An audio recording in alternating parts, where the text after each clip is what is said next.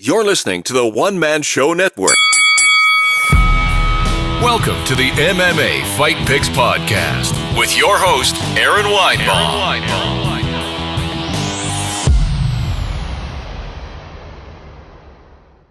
Hey kids, and welcome to the MMA Fight Picks Podcast. I am your host, Aaron Weinbaum. I am solo today. I was supposed to have a guest. It didn't work out. Hopefully we'll get him back soon. Not going to throw anyone under the bus. It is what it is, and stuff happens. That's me attempting to keep this off the explicit lyrics. UFC 232 coming at you from Inglewood, California. It's supposed to be Las Vegas, but Jon Jones pops again for what is picogram of a banned substance, and from what I understand, a picogram is like a grain of sand in an Olympic-sized swimming pool. I don't know what this means. Science has backed this up. People say what they're going to say.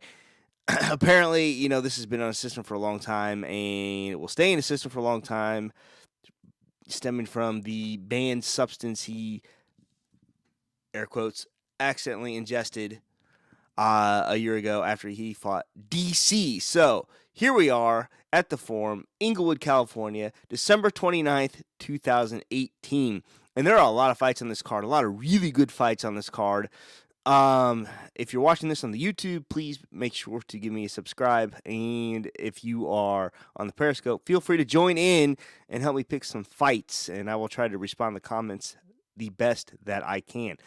So none of these are easy to pick. It's going to be hard to not pick with emotion on some of these. But first up, we have the great prodigy BJ Penn going up against Ryan Hall.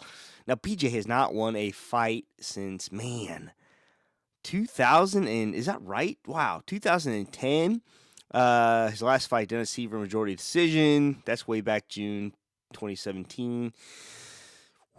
I love BJ Penn. Now he's going back up to what I consider his natural weight class of 155. He tried 145 for a little bit, not much success. I thought he looked okay in his last fight, but he was going up against, Dennis Seaver, who's kind of on the decline himself.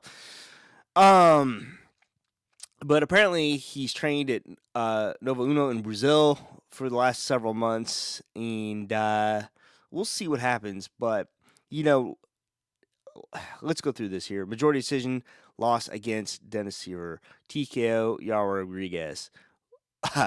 Decimated by Frankie Edgar when he did the weird stand-up. Decision loss to Rory McDonald. That was impressive. That was way back, way back in 2012, so I don't need to go through all these. This was all a long time ago. And you got Ryan Hall. Beats Gray Maynard. He hasn't fought since 2016. Apparently he's going to have Kenny Florian in his corner. I don't know if that's good or bad, but he has a win over Artem Lobov, who is considered to be the greatest of all time. And then before that, he beats a bunch of guys I've never heard of. Here's the thing. I love BJ. I think 10 years ago, BJ beats everybody in multiple weight classes. But, man, I got to go with Ryan Hall on this one. I don't know how he's going to win. If this is a jiu-jitsu match, we'll see what happens. If BJ could catch him on the feet, we'll see. But for the most part, I got to go with Ryan Hall, and I hope this gets into a bit of a grappling match. And, we get to see a little wizardry on the mat, and I know a lot of people don't think that's super exciting, but I do. But as much as I love the legend BJ Penn, I'm going to go with Ryan Hall on this one. Next up, Kat Zingano against Megan Anderson. Woo! Kat last won against Marion Renaud. Now, the most interesting thing about this fight is Megan is a national 145-pounder. Kat Zingano mainly fights at 135 pounds. And she hasn't been super active. This will be the first time she's fought 3 times in a year in a long, long time. Before that, July 2016, lost to Juliana Pena. Lost to Ronda Rousey, 2015. She beat Amanda Nunes, so she always has that. Amanda Nunes, who is now the champion at 135 pounds, and she beats Miesha Tate, beats Raquel Pennington. So, all this way back 2012, 2013, 2014. But this is tough. She's moving up weight class. Now, here's the other thing. Megan Anderson, she has wins over Charmaine Tweet, Peggy Morgan, Amanda Bell. All these are in Invicta. And she just got beat by Holly Holm, who is not primarily a wrestler, but she seemed to have a decently easy time with her. So I'm going to go Kat Zingano here, even though she's not the natural 145-pounder. Yeah, I mean, many may consider this an upset. Many may not. But I'm going with Kat on this one. I have a feeling that she is going to finish this. Next up, Andrei Arlovski versus Walt Harris. Man, Andrei, another example of a legend, been around forever. I remember watching his fights with Tim Silva back in the day, or Sylvia back in the day. He's a warrior. He's going to fight until he's forced not to ever fight again. 2 losses in a row. Shamil, I can't even pronounce his last name again, and Taito Vasa. All decisions. He hasn't been knocked out in a long time, not since Francis Ngannou back in January 2017. Before that, he has a win over Stefan Struve and Junior Albini. Now, Walt Harris just won against Daniel Spitz. He had a weird illegal head kick disqualification against Mark Hand of God Beer, who is no longer in the UFC, but by God, his legendary nickname will live on. Walt Harris lost quick submission 4 minutes into the first round against Fabricio Verdun. Before that, wins over Cyril Asker, Chase Sherman. Lost to the same guy, Shamil, but that was way back in 2016. Man, this is another tough one. But Walt Harris may be a little bit, I don't want to say overrated, but just inexperienced, a little young in the game. I think if Andrei Arlovski sticks to his game plan, he wins this fight. Oh, man. I had a comment pop in there somewhere, but I can't find it. Oh, close by the odds. Tough fight to call. Have Harris by finish. All right, Craig Allen. Thank you. He is a fight picker himself. I agree, man. I think I'm going to go with the veteran Andrei Arlovski on this. I'm going to respectfully disagree, but I wouldn't be surprised if either guy wins. So, yeah, interesting pick. Next up, we have Chad Money Mendes against, Volkanovski. I cannot pronounce his name. I'm awful. Alexander Volkanovski. Yes. Okay. So, let's see here. Oh, Craig is burning me up here. Good pick, he says. Awesome. Thank you, buddy. Yeah, I discussed those 2 losses. You'll have to listen back. But, hey, hang out. We're going to pick Mendes versus Money. And my son is calling me from the other hall. What is it, bud?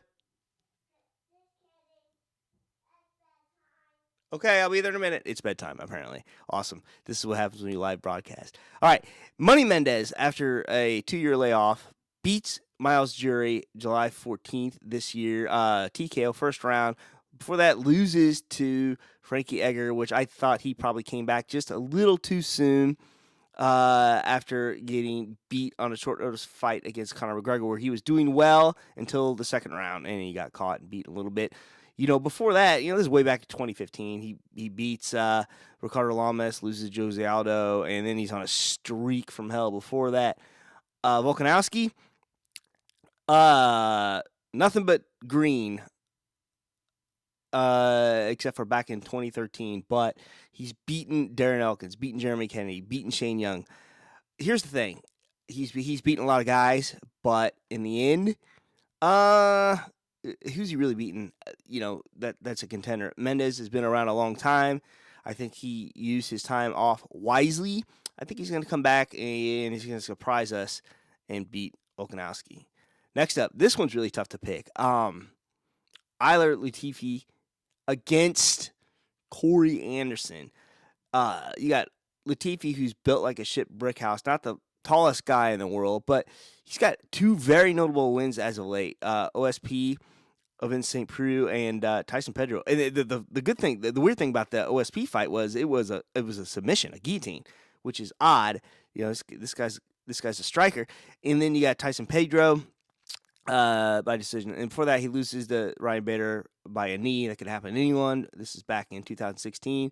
Wins over Gian Vellante. Wins over Sean O'Connell. He loses John Blachowicz. The first time I remember seeing him is he lost to Gegard Mousasi. And we all know he's a training, not Gegard, but Ilir is a training partner of Alexander Gustafsson, who we will pick later. But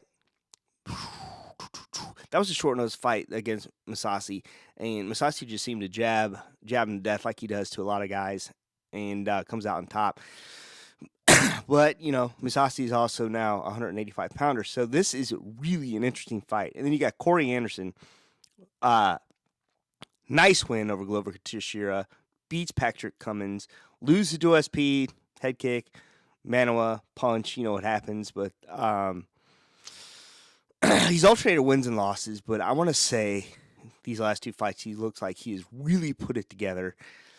Latifi may be the favorite here, but I'm going to go with the upset with Corey Anderson. Next up, oh man, this is another really tough one for me to pick. Carlos Condit versus Michael Chiesa. Man, Chiesa's first fight at 170 pounds. He is moving up from 155 after a bad weight cut against Anthony Pettis. He had two losses recently at lightweight. Anthony Pettis, Kevin Lee. There was that controversial rear naked choke where he didn't tap, but it was something. I think it would have tapped eventually, and I think a bad weight cut may have had a factor in the loss against Anthony Pettis here last July. Before that, he's a killer. He even has a win over the great one, Ali Quinta, Benil Dariush, Jim Miller, Mitch Clark. Dr. Stoppage lost to Joe Lazan. And then you got Carlos, man. Carlos, a legend, loses to Alex Oliveira. He didn't look bad up until that. Loses. This is the world's longest cough, guys. I am so sorry. Loses a decision to Neil Magny. Loses a quick submission to Damian Maia. Loses a split decision to Robbie Lawler, which he really could have won that fight. And, he wins against Thiago Alves, Dr. Stoppage. Tyrone Woodley, his knee falls off in the middle of the fight. Listen, I love Carlos. I think he may have a lot of fights. He had a lot of fights, and I don't know that he has it in him anymore. And who am I to say? If he comes back and surprises us all, I would love to see that. And then you got Chiesa. I think he's going to feel better at this weight. He's a bigger guy. We'll see how he looks against Carlos. We'll see how he looks size-wise against Carlos. But in the end, I'm going to go with the newest welterweight here. I'm going to go with Michael Chiesa. All right. Next up, Chris Cyborg, the greatest featherweight of all time, against the bantamweight champion of the world, Amanda Nunes, who has not seen a loss since Kat Zingano 2014. She's had some close fights in between, but no, I guess really the only close fight is Valentina Shevchenko, and she's beaten everyone pretty soundly since Kat, so my bad on that.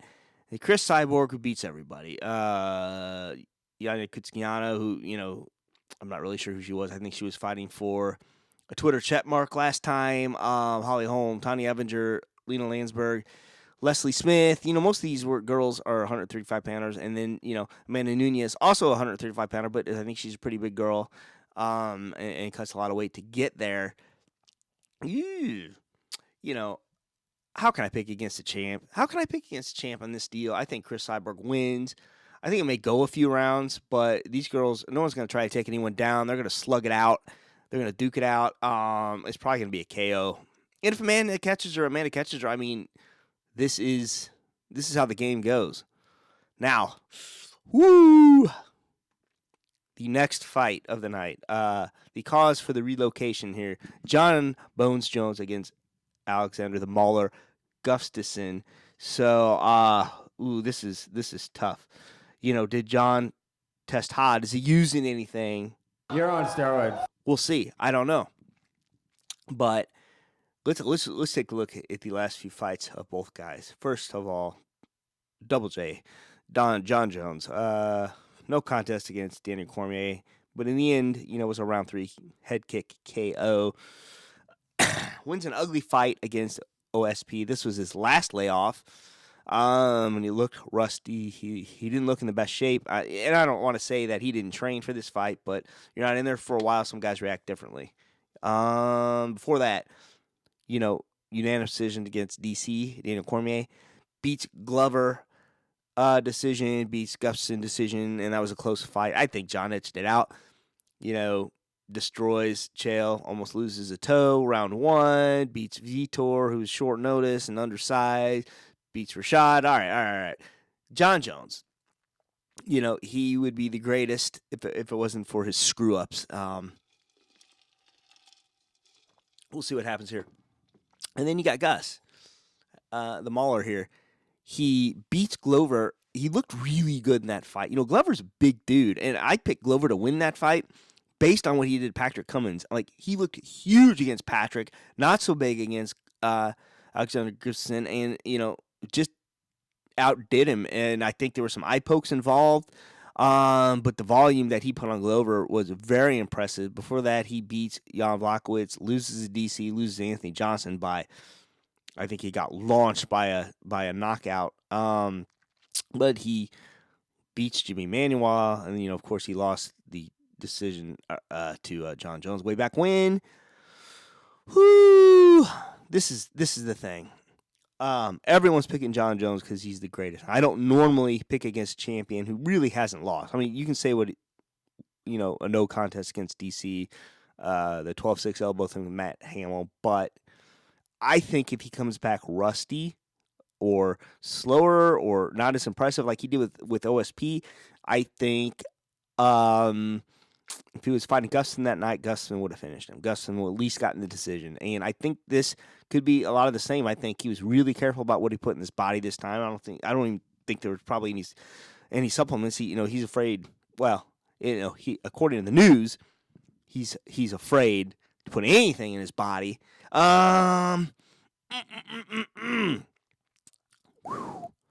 Yeah, I'm going with the upset here, man. Like I always say, please don't bet on my picks, but I'm going to go with the upset. I say Gustafsson wins this, probably by decision. I mean, it's hard to say a guy's going to get finished if he's never been finished, so we'll see. Yeah, that's it. Those are my picks for UFC 232. Thanks, Craig, for playing along. I'd love to have you as a guest sometime if you're still listening. And wonderful. I hope I have a guest on next week. This week's didn't work out, but it is what it is. And until next time, shalom. Please remember to support the podcast by visiting the affiliate links on aaronsayswhat.com. Are you looking for a permanent home for your podcast? Well, Spreaker can do it all. Spreaker will give you your own RSS feed that you can submit to other platforms, including iTunes. Spreaker's mobile app will let you record from your smartphone, or you can use their web-based console with everything you need to record. Their podcasting plans include being able to host multiple shows at no extra charge. Got a YouTube channel? Spreaker's got you covered. You can effortlessly upload your podcast audio to your channel. You can even move your current podcast to Spreaker without losing any of your iTunes subscribers. Try any plan 30 days for free using promo code ASW.